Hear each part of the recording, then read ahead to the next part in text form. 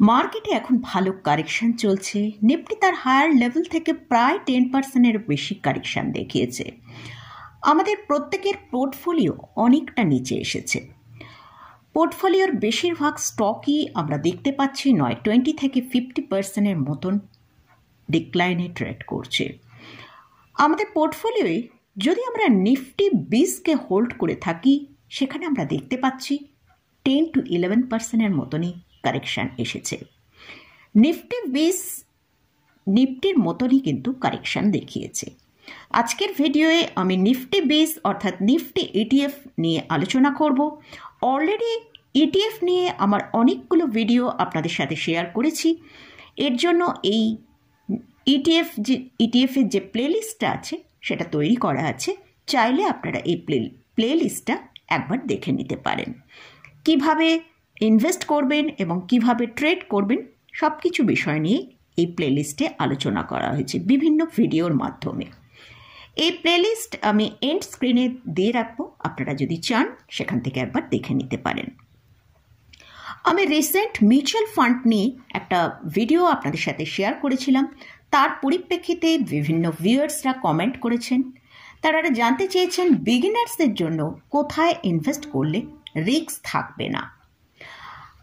এছাড়াও আমার অন্য এক ভিউয়ার্স বলেছেন যে কোন ইটিএফে ইনভেস্ট করলে মানে পোর্টফোলিও হোল্ড করে রাখা যাবে সেই নিয়ে একটা আলোচনা করতে বলেছেন। আজকের ভিডিওয়ে আমি নিফটি ইটিএফ অর্থাৎ নিফটি 20 নিয়ে আলোচনা করব।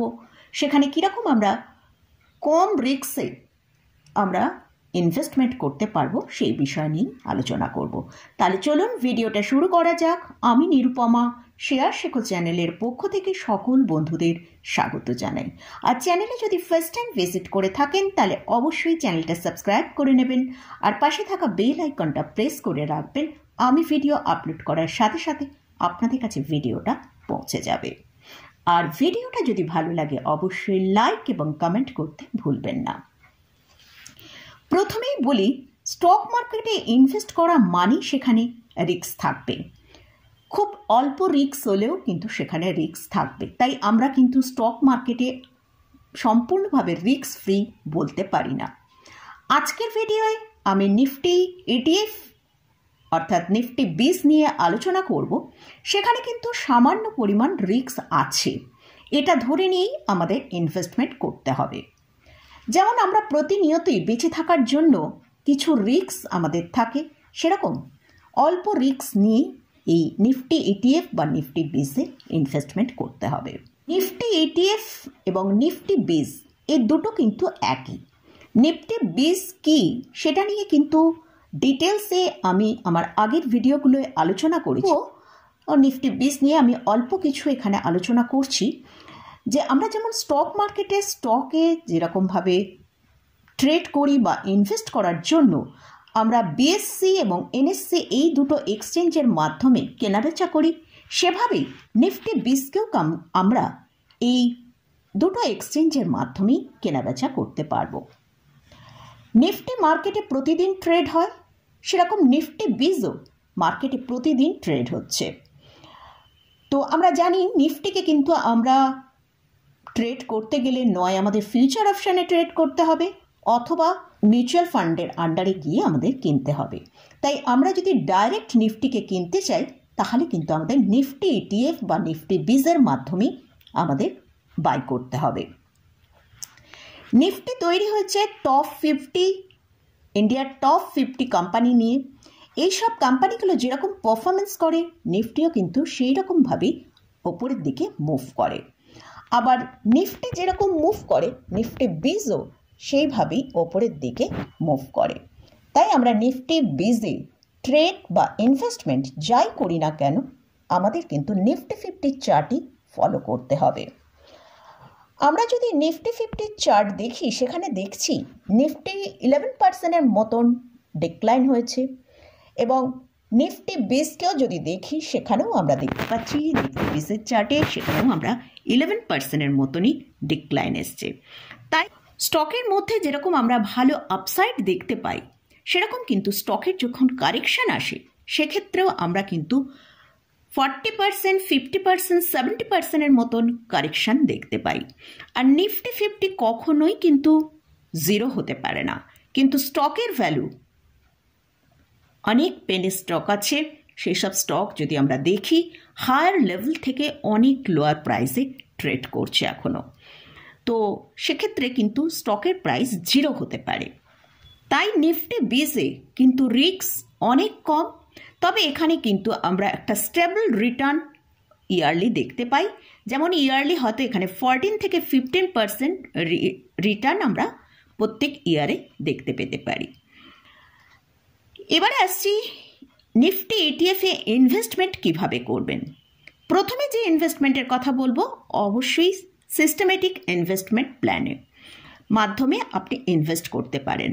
প্রতি মাসে আপনার ইনকামের 10% এই এসআইপির মাধ্যমে নিফটি 20-এ ইনভেস্ট করুন। প্রত্যেক মাসের একটা নির্দিষ্ট দিন আপনি আগে থেকে ঠিক করে রাখুন, সেই দিনে আপনি নিজেও মার্কেট থেকে নিফটি 20 বাই করতে পারেন, অথবা মিউচুয়াল ফান্ডের আন্ডারে গিয়েও সেখান থেকে নিফটি 20 আপনি বাই করে প্রত্যেক মাসে মাসে অ্যাড করতে পারেন।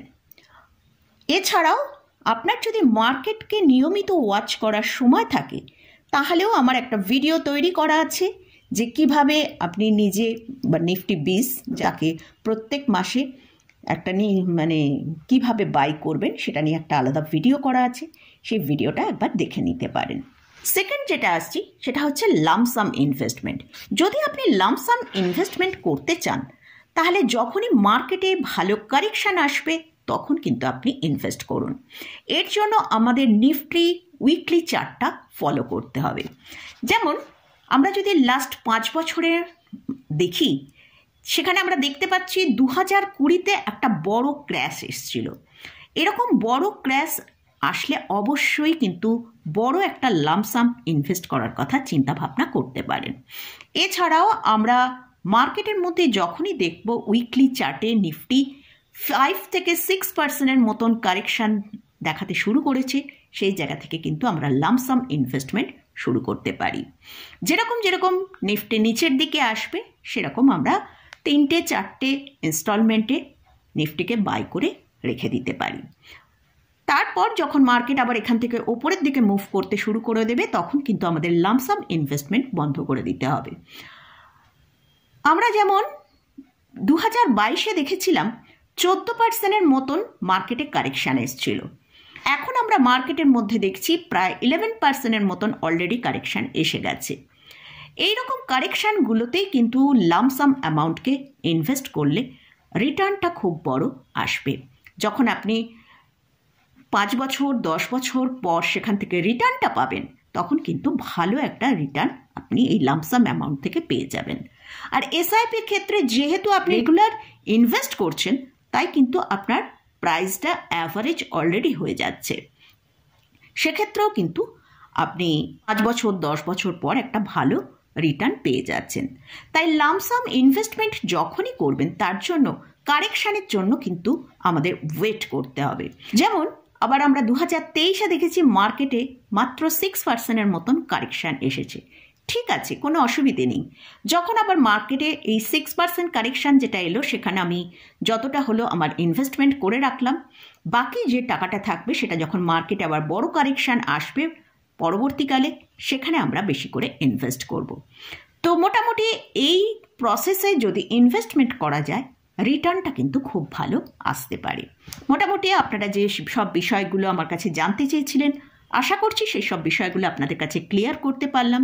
তবে এই যে ইটিএফে ইনভেস্টমেন্ট করার কথা, আমি কিন্তু এখানে কোনো রিকমেন্ডেশন করছি না, জাস্ট এডুকেশনাল পারপাসেই আমি আমার নলেজ আপনাদের সাথে শেয়ার করলাম। আপনারা যখন ইনভেস্টমেন্ট করবেন, তার আগে ভালো করে আপনাদের যিনি ফাইন্যান্সিয়াল অ্যাডভাইজার আছে তার সাথে একবার পরামর্শ করে নিয়ে তারপরে ইনভেস্টমেন্ট শুরু করবেন।